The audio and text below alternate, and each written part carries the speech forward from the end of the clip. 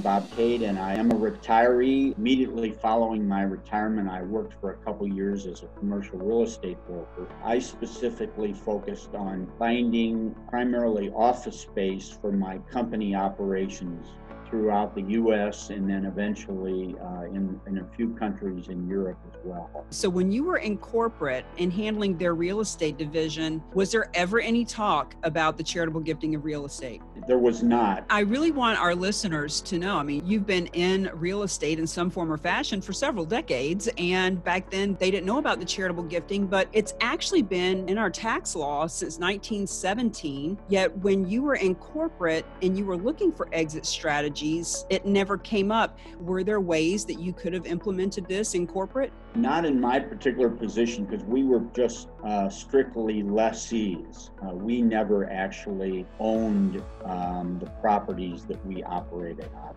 Had we done so, that certainly would have been an opportunity, particularly in some of the tougher markets that we're looking to exit. I've done two of these types of donations. One with the Nature Conservancy, who handled the donation in-house because they were the beneficiaries, and they have that capability that they can accept gifts of real estate.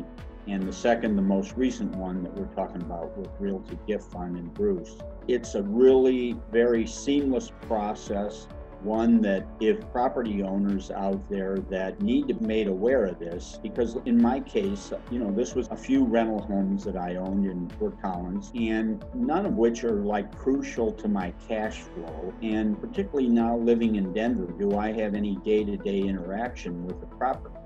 They're under management. They're highly appreciated market-wise. They also have been depreciated for tax purposes over almost 10 years. So all of them have a large gap between what would be the selling price and what they've been depreciated down to, all of which means capital gains for the property owner if they end up selling. First and foremost, I'm a donor, and I have donative intent, as Bruce calls it. So this wasn't primarily looked at as a tax write-off, although certainly it was of benefit for me. But my primary motivation was I had these organizations that I've worked with over the years, both in Fort Collins and in Denver, that are struggling, all of them nonprofits, all of them faced with difficult fundraising challenges so that they can accomplish their mission. And I thought this was really a good way to help out a number of these organizations. And I was specifically interested in seeing real fund process vetted on behalf of the land trust in Colorado.